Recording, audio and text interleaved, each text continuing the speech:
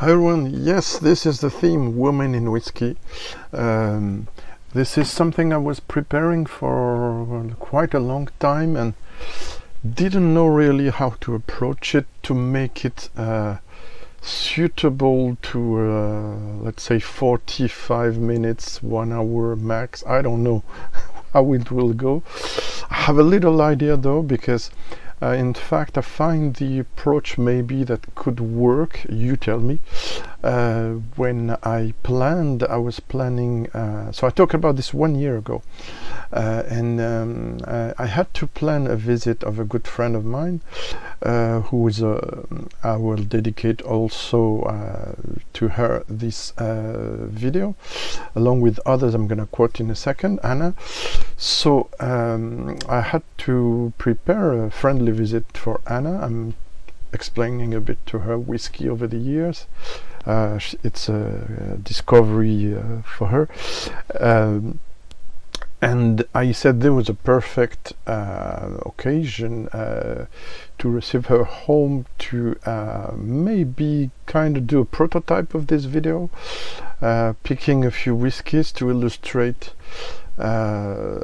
this journey, with woman into whiskey journey. But I have to, it's a real huge topic, like some would say a rabbit hole, because even if still nowadays some people may not be aware of it, there are a lot of women in the whiskey industry right now, way more than when I started, and way more of course than 100 years ago. And they're often, if not overlooked, they're not taken so much seriously as one should take them seriously, and also their role did evolve over the years, and we see a lot more now, especially in the craft, but not only industry, so to speak. In the craft world of whiskey, we see way more women now than before. And also I met a lot in around maybe 27 years and 21 years going to shows, whiskey shows, and even in my first visit to Scotland, and I'm going to talk about it also, at Glenmorangie, where I met people who were going to work for another distillery later on. So yeah, so lots of cliches, lots of things about women in the industry. I'm not going to go into some arguments of this last years, or I mean, it's just trying to find an equilibrium in covering things, and also highlighting women. I met not all, of course, of the people I'm gonna speak about, but let's say, let's see, so I picked 15 examples. Of course I'm going to speak a bit about more than 50 women, but I took 15 examples. On the 15, there's 1, 2, 3, 4 women out of the 15 portraits I haven't met, obviously, because some are of the older centuries, not my era. But yeah, I think I did a mix between nowadays and the beginning, and in picking 8 whiskies. I couldn't pick more for this kind of review. I mean, when Anna went home, we ended with 11 whiskies, but in 3-4 hours. And here it will not be a proper tasting with all the presentation, nosing, tasting neat, and with water. It will be a bit shortened, obviously, because the thing is just to illustrate with an impression on the palate, just to illustrate what I say about those women. Also, the disclaimer: this is not a dissertation of PhD for a PhD or a book. So yeah, I cannot cover every aspect of the history. I said centuries of history. Yeah, I'm gonna cover centuries of history, but as briefly as I can. And also I'm not gonna focus on the parts where I am not as well versed as in for Scotch whisky or European whisky, UK whisky, because I'm gonna speak about Wells. So yeah, bear with me. I'm gonna try to do an overview like I often do, and pay homage to all these women over the years who really build the whiskey landscape today as well. It could be different. Of course, it's not always a singer, or never a single adventure of a single person, I mean. So we'll see a lot in this presentation. You will see a lot of beautiful family-owned distilleries and family stories. Sometimes will be father to daughter transmission of the know-how. Otherwise, it can be also a couple stories. Yeah, you can see there's one that's very famous there, Japanese, but not only. And yeah, so I hope you will follow me in that journey. And without further ado, I will also, as a last not disclaimer, I would want to do a shout out and dedicate this video to a few people. I'm not going to speak a lot about consumers, women who consume whiskey, because it deserves a big other topic. Just to give you a few things about my thoughts, I did do a few tastings. Some were filmed. I had a live show, very old live show in my channel, where I had a couple, so Anthony and Nikki.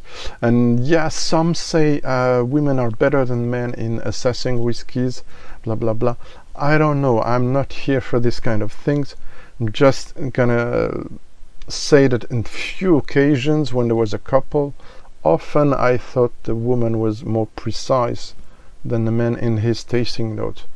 So I don't know. There were often mothers. So do mothers, it's completely subjective and off topic almost. So do mothers have a special thing because there are different physiological things going on that increase their power of sensing, nosing and tasting things because of the motherhood? I don't know. I have no idea, but it was my impression in a few occasions. I don't know. So yeah, whiskey, of course you will find still today men and women that don't like strong alcohol whiskeys, everything over 40% and over. So you will see prejudices against women's tastes. So I'm not going to be long on that. For instance, when when Diageo released a whiskey called Jane Walker to please more to target women, this was not well received, I have to say, from both men and women, because for women it was designed to be lighter. So the prejudice was they don't like strong whiskeys, so blah blah blah. I know women, I'm going to speak, and several ones I'm going to speak, who like strong whiskey, heavily peated and stuff, so this doesn't work anymore today. But yeah, so can't be long on women consuming whiskey, but yeah, I want to shout out to Anna, who's a friend of mine, also Sonia, who's a big supporter of the channel, who's French, and of course Luna Aaron, who doesn't blog but talks a lot in live chats and in real life about whiskey and know how to speak about whiskey. Other shout out, there's a lot of now women in doing blogging, YouTubing, so gotta give it out to Leanne from Scotch on the Bayou. This is also for you. And of course Inca Larissa from On the Sauce Again, a very famous and great blog where she's traveling all over the world and tasting not only whiskeys but other spirits, but also explaining how it's made, and is an ace. I haven't met her yet, unfortunately, and Leanne as well, but I hope someday to speak, or her live show as well, maybe someday. It is on the paper somewhere planned. So On the Sauce Again blog, and also I highly recommended as well the podcast she does with her friend Jen, which is called the Whiskey Sisters. So yeah, the girls are rocking in there. Last shout out, where is my picture? I had a picture, couldn't show you a picture of everyone, I'm sorry. Yes, Hélène from, if you pass by Paris, Hélène Vies from the Buckingham Bar and the Hôtel des États-Unis, who will serve you, who knows a lot about cocktails with whiskey and spirits, and can do also a completely bespoke cocktail for you with alcohol or no alcohol. Okay, enough of that. I'm gonna start with a quick history. It's a bit of a it was a vertigo to work on this, I have to say. 10 minutes passed already, I know. So to put a long story short, I'm gonna focus on, like I said, more on the 19th century to now, but I have to give you a bit of background. So the first records are a bit mixed in history between brewing and beginning of distilling. As you know, 3,000 years, in English you say AD or BC, Anno Domini, before Christ. Avant Jésus-Christ we say in French, so 3,000 years before the distilling was invented, but not for drinking. So alcohol, from alembic to for makeup, and so things that were not designed to be drunk. Then also we have, where it is, I had lots of things. The sources for this are several websites, several blogs. The most important part will come from Whisky Magazine UK and from Edinburgh Whisky Academy's online informations, educational informations. Also I have a paper here from the Crafty Cask blog, and if I forget, I will give other shout outs and thanks for the sources. So first source we can find in history, not necessarily, they say alcohol distillation, but it was more researches, as I understand it. So 3rd century, in the 3rd century before Christ, so AD, an Egyptian alchemist named Maria Hebrea, also nicknamed Maria the Jewess, is credited with inventing a number of chemical instruments, among them alcohol distillation process. So her alembic and still is the same word, so, but I guess it means pot still in that context. Converted low alcohol beers and wines into clear proof ethanol, the water of life, of course. So at that time it was rather a question of running apothecaries selling medicinal spirits. So yeah, they were still to drink for a panoply of maladies and ailments, right? So then, so with Sumerian times, we have the invention of beer, and then in Mesopotamian times, sorry, it's seems more confirmed about distillation. Then we're gonna move to an example that's, for me, has a personal resonance. Let's find a visual for you. We're still very far from our times. I don't know what there's so many documents I have there. I don't know how I'm gonna be able to make it, to be honest, but yeah, I got these. I'm gonna pause when it will be necessary, hoping it doesn't cut the recording. But yes, this is gonna be likely to be quite long, I'm afraid. So here we have Hildegard from Bingen. Hildegard from Bingen, I had the chance to sing some of her songs, and I knew her only at that time as a composer, as music composer. It's complicated because it's more of an oral tradition up to the 13th century, before the 13th century. So Hildegard from Bingen, born in 1098 and died in 1179 in Germany. The natural scientist and nun responsible for revolutionizing beer with the unprecedented addition of hops. She spoke about hops like no other before. So she was the first person to publicly recommend hops as a healing, bittering, preserving agents 500 years before mainstream society took heed. So 12th century. Yeah, it's in English. It's 12th century. So Bingen is the city. So Hildegard from the city of Bingen. What can I say else? Quickly, so she wrote one of the most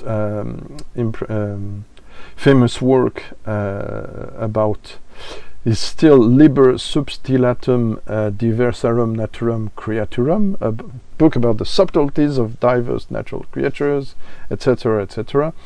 So she spoke about, she recommended a drink made from barley as a restorative after a cold of stomach flu.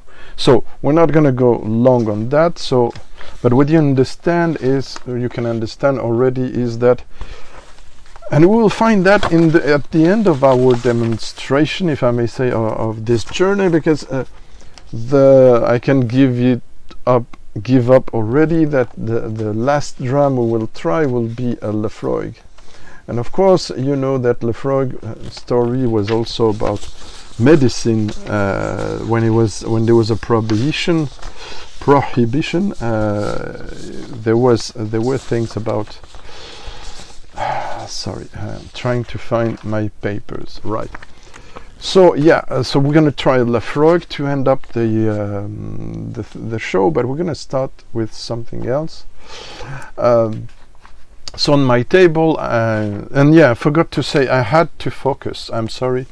So that's subjective, and that's a rather European centered overview.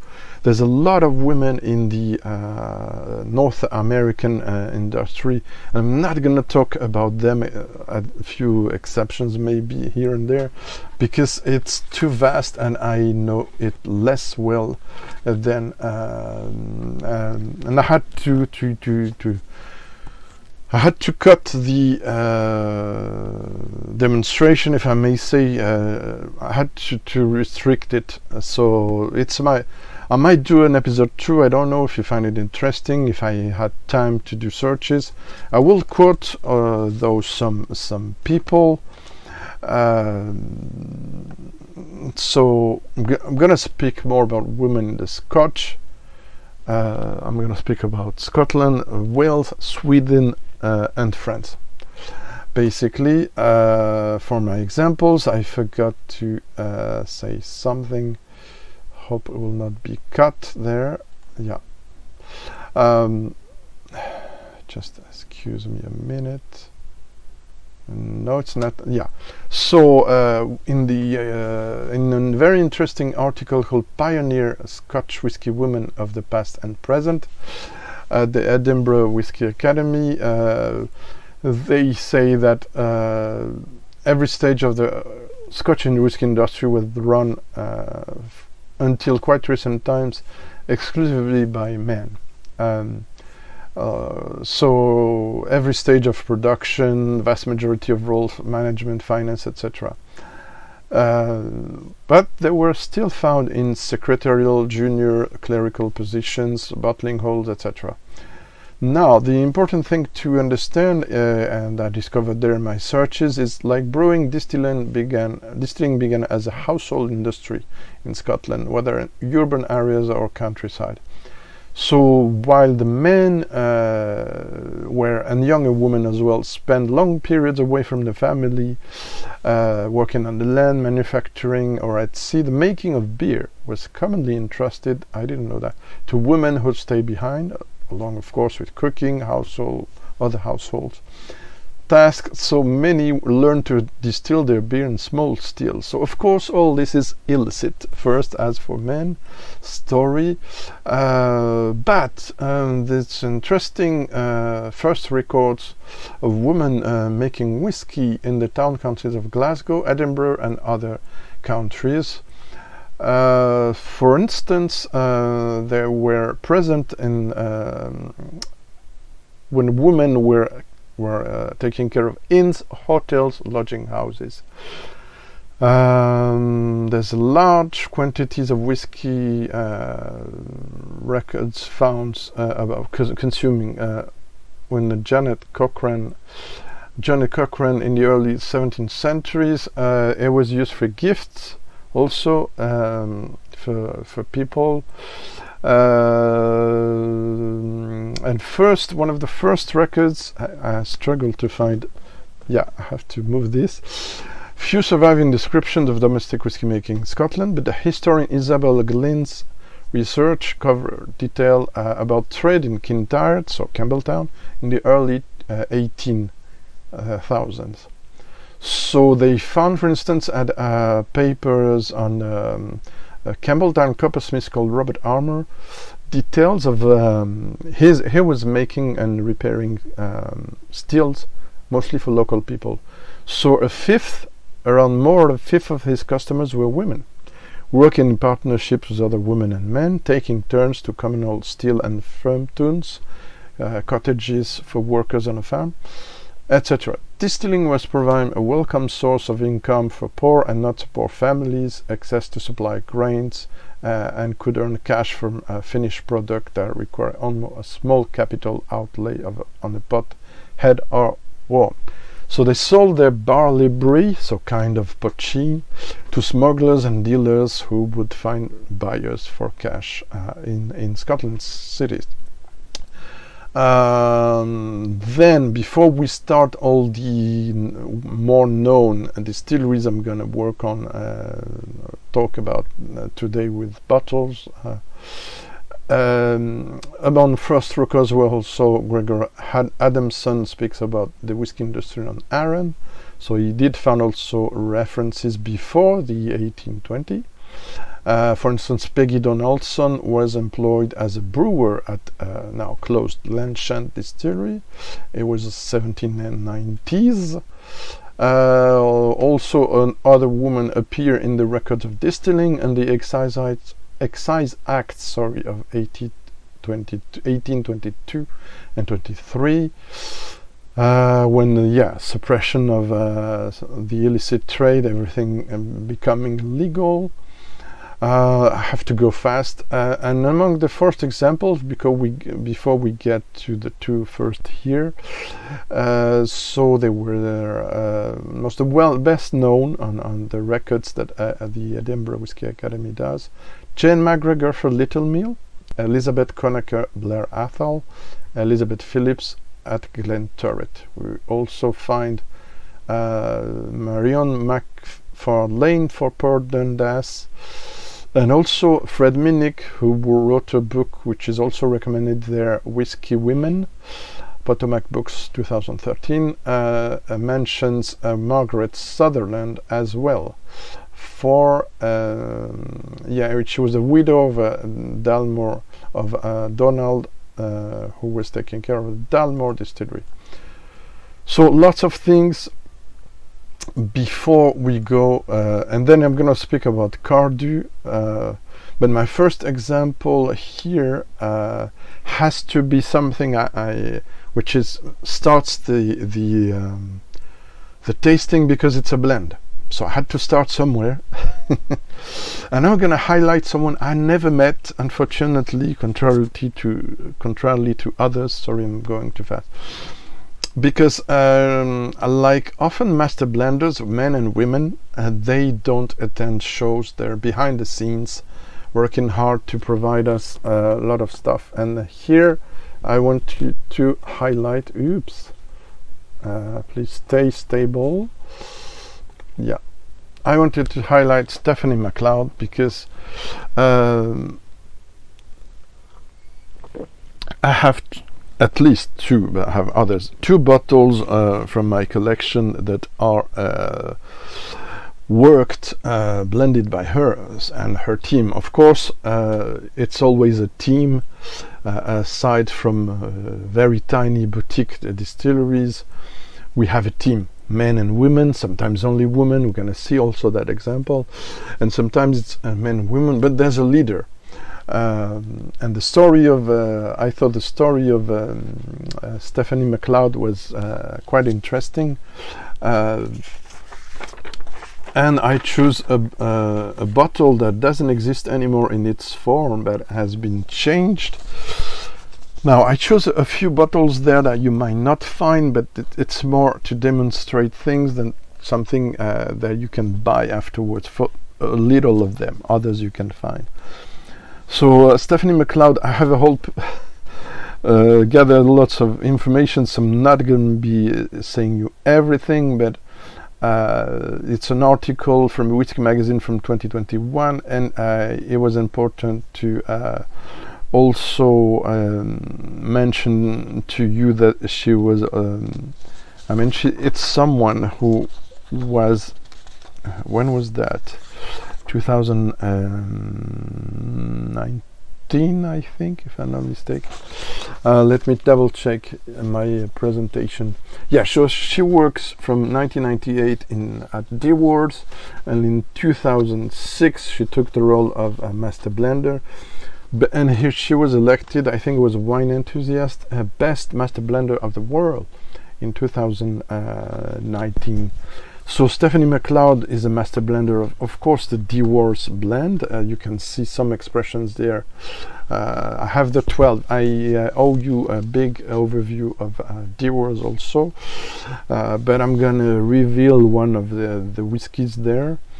She also takes care in the DEWAR'S and Sons, which is owned by Bacardi, you know that. She also takes care of single malts, because single malts are most often, except if they're single casks, they are blended. So it's a selection of casks, more or less wide. So she takes care of Aberfeldy, Aultmore, Craigellachie, the Deveron, which is MacDuff distillery in fact, and Royal Brackla. So it's a lot of work. So what can I say very quickly? She joins, just after the 150th anniversary. She had a food science degree from the Strathclyde University. She focused on sensory analysis and then sensory analysis of whiskey. She works for the soft drink industry and then moved as a quality panelist for packaging and liquid for DEWAR'S and Son before moving to the blending lab. And after having passing a lot of exams and a sensory panel in 2006, she was elevated to role of master blender. So I have an interview of her there. What can I say? So she learned to play with cask finishes, with things like Mizunara, also Calvados, also mezcal, tequila, port, wine casks. What can I say else? Yeah, she also took part of the working for a better biomass boilers, energy source, etc. for several distilleries of the company. So she works to help a better carbon imprint for the distillery. What else? Blending is all about the experience and coming across things, kind of one massive puzzle, she says. Our new whiskey drinkers not only into the whiskey but interesting in what's doing about sustainability. Lots of things. Yeah, I couldn't believe the diversity of flavors you can get from distillery run the same way with the same ingredients. There is so much richness of whiskey. So this is for Stephanie, quickly. Yeah, I hope I will make it to an hour or so. So what do we have here?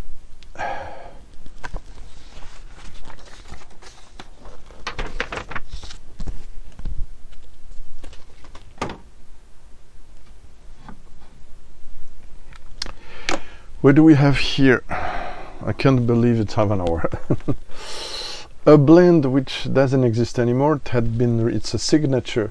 It has been replaced by the 25 years old now, which I tasted and I like, but I have a thing for this bottle, which is a blend with cask from 14 to 30 years old, including an Aberfeldy single malt of 27 years old and a MacDuff, so Deveron, of 30 years old. It's 40% ABV, colored, blah blah blah. I know, but it's still a beautiful whiskey. Comes with a luxury lacquered box, by the way. I had it at a reasonable price, but now a bit over 120 euros, but now it's way more. It's a very delicate on caramel, natural and not so natural, some would say, but yeah, caramel, lots of everything is melted with the double aging process. I'm gonna cover DEWAR'S, so I'm not gonna be long. So yeah, very malty, slightly chocolatey on the palate.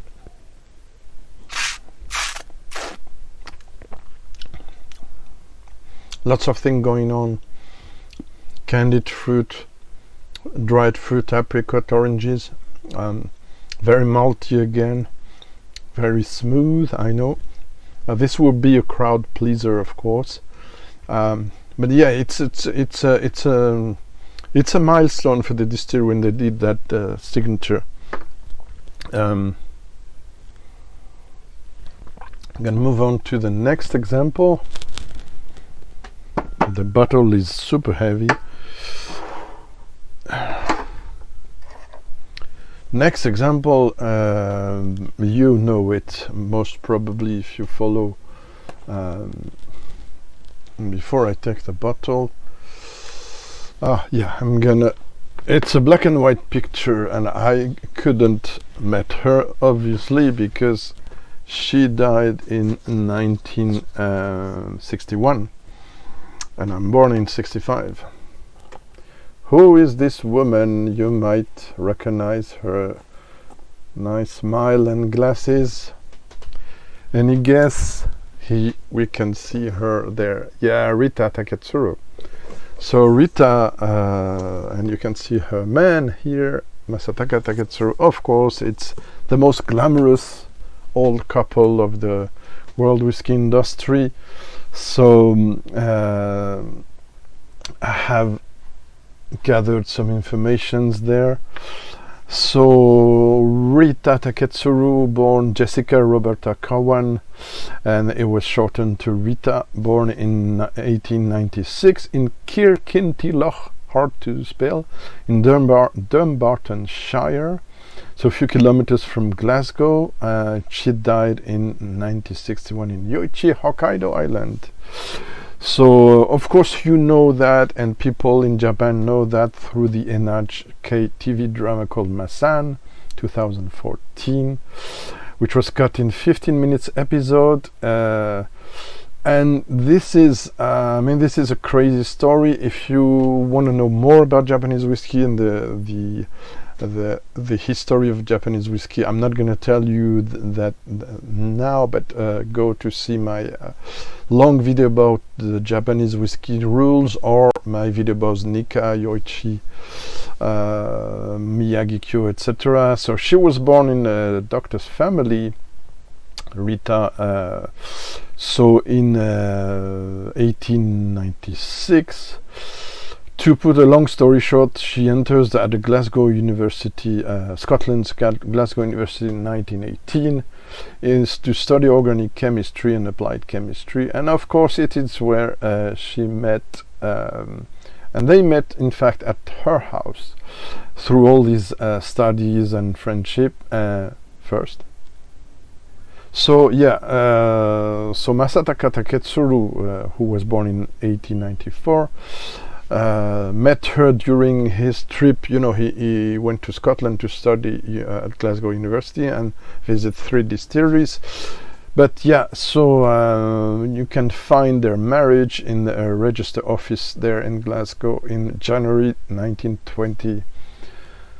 So they moved to Japan and lived first in Osaka. Masataka opened the Yishoichi distillery in 1934 in Hokkaido, and she continued to support him devotedly. You can find this were from scotchwhisky.com from this article, but I had to go also to the official Nika website.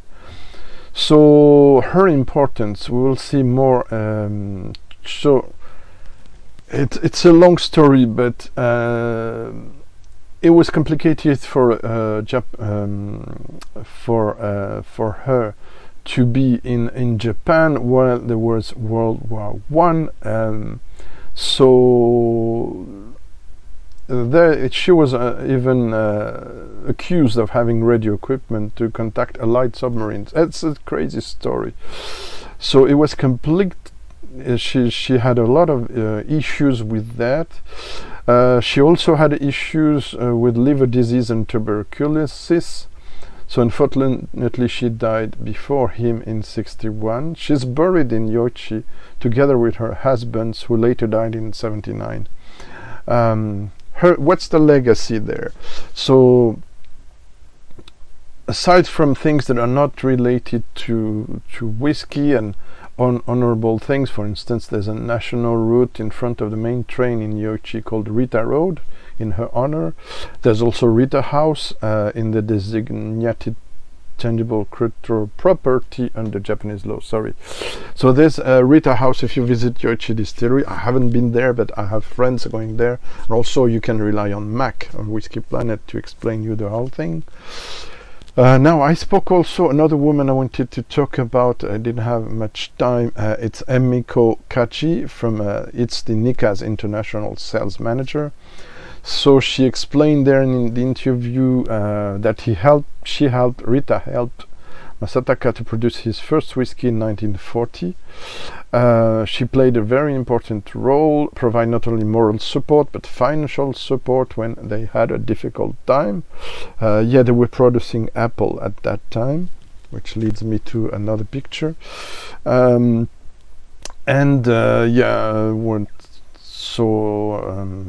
to skip all that. So Rita's network through the job also connected Masataka with other investors to establish his own company. I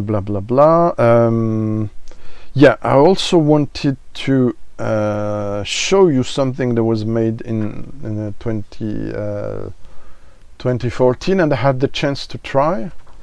It's exclusive for La Maison du Whisky, as I understand it. Apple brandy, because they were doing apple brandy at Nikka before doing whiskey.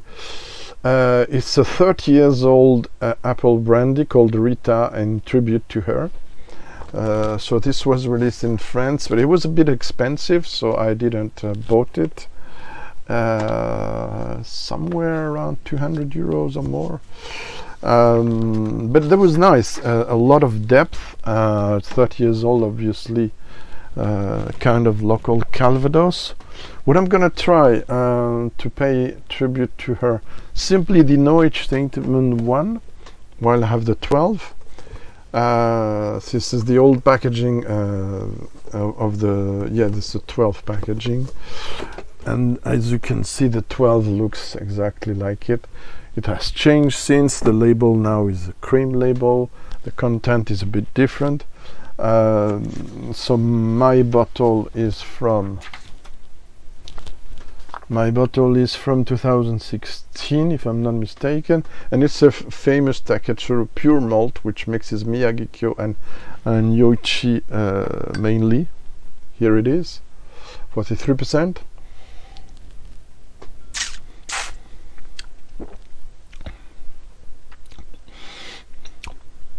It has the fruity signature, sorry, with Spessai-dish signature of the Miyagi-Kyo, but also have a slight tiny peat and prune and more dark fruit combo of the Yoichi.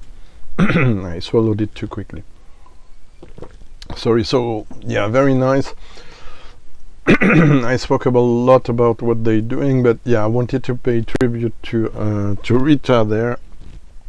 But as you understand it, it's also a couple. Other people I wanted to talk about, I didn't have time. Annabelle Meckel from Glenmorangie, also helping Bill Lumsden, but we're gonna see someone else. Of course, I could have spoke about, she's not in production, but Dawn Davies from Whiskey Exchange, a famous figure assessing whiskey, selecting whiskey. Emma Walker, I'm gonna speak later on maybe of Emma Walker or Johnny Walker. Could I spoke of brand ambassadors, or lots of brand ambassadors there. Jenna from Cadenhead, Melanie and Nicole, I'm gonna show later on Springbank if I can. Kate Wright, who was working for Springbank, and now is Kate Watt, working at Mark at Watt's Indie Bottling. Kirsten Campbell, working for the Macallan Master Blender. Linda for Kool-Aid, but it's a long time ago. For Suntory Kumiko also. Lisa from McMara, lots of things. More recently, Maureen Robinson, who was working for Diageo and now works for the Kentucky Owl. She's bringing 45 years, like the article says, of experience of Scotch whisky to bourbon territory. So it's a bit different now. What else? I gotta go there maybe. Yeah. So what's next? Another important woman, if I can find. Better not watch the time, Greg, otherwise you're gonna be crazy. Gotta go back to the camera, hope it's not cut. No. It's gonna be a super long video, I know. So I hope you, I know some of you listen in the podcast mode. I had to salute them as well. Who is this woman? I know her father before her, of course. But she's Cara LAING, a big personality also I had to speak about. Because we're initially I had planned to taste a whiskey from her, but there's so many, I had to do choices to limit myself to 8 whiskies and not 10, 12. But yeah, the Epicurean, this is a French edition. This is a big funny with the Eiffel Tower. And I'm gonna show you also other things she did. So the Cara LAING is Fred LAING's daughter. She's a managing director now after having worked for Bowmore and Whyte Mackay. She's managing director since 2024, but she's in the company for decades. She works before, like I said, also taking care of Glengarry. So she oversees part of the business from operation and production through the selection of independent bottling. So she did also invent because she's also a designer. Where are the pictures? She also designed part of the, not the big pit, but you see the fancy with the animals, the scallywag and the Timor's Beastie, also the gold runs. I mean, the remarkable regional malts, I think she's widely responsible of that. And the Rock Island. Single cask whiskies in the exceptional single cask range and all particular. Also, she's also having a look on Strathern and their single malt distillery. What can I say? In the interview, she spoke a lot about Douglas Laing. I covered also Douglas Laing, but let me tell you among what she does, she did before. She did manage Isle of Jura in 2006 for 3 years, global brands at Whyte Mackay, then Bowmore brand manager for 2 years, Whyte Mackay 3 years.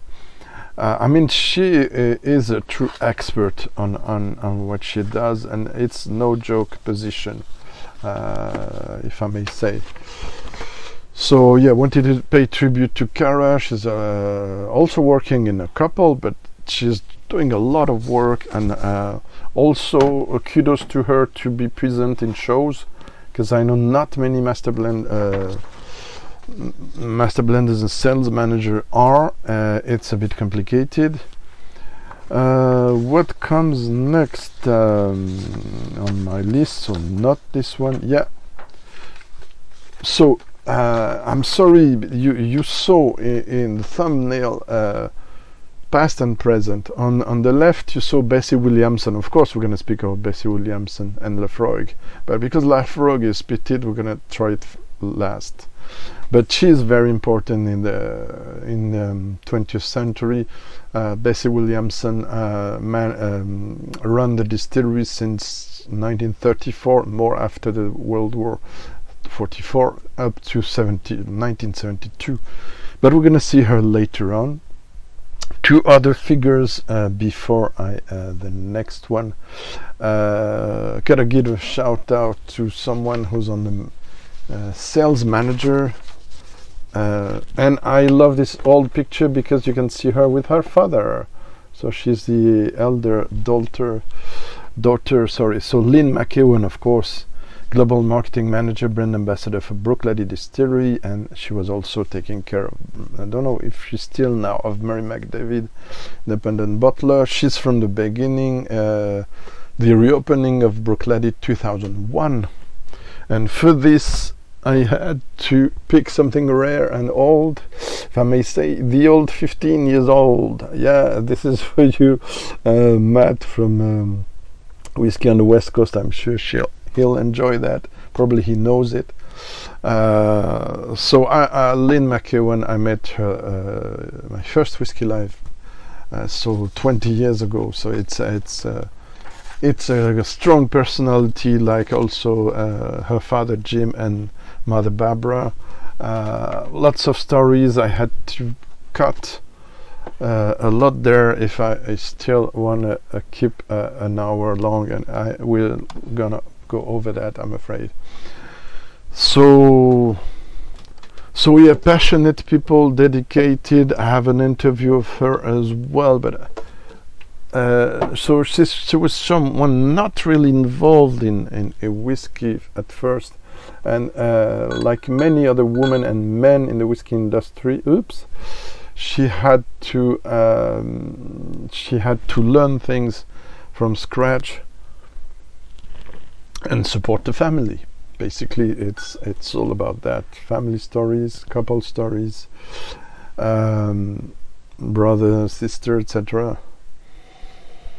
It's a gorgeous old school. It's a Southern finish bottle, 2008. Did I say that? 46%.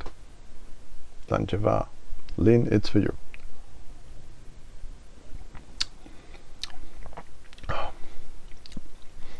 So it's almost a tiny hint of peat, but maybe it's wood smoke, but it's more on fruit, floral and tea.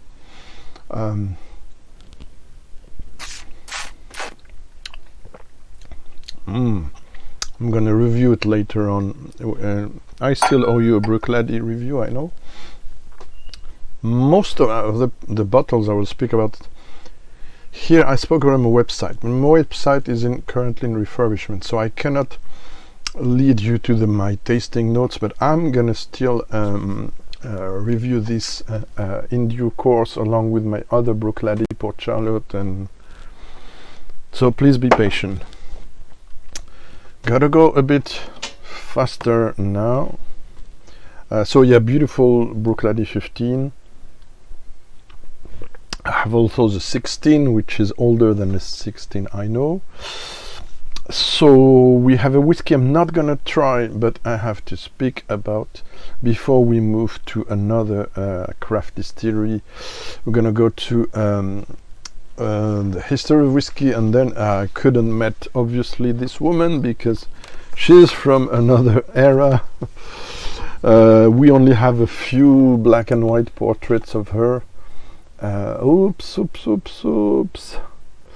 So Elizabeth Cummings, hope it's her and not Ellen. I'm not sure 100%, to be completely honest with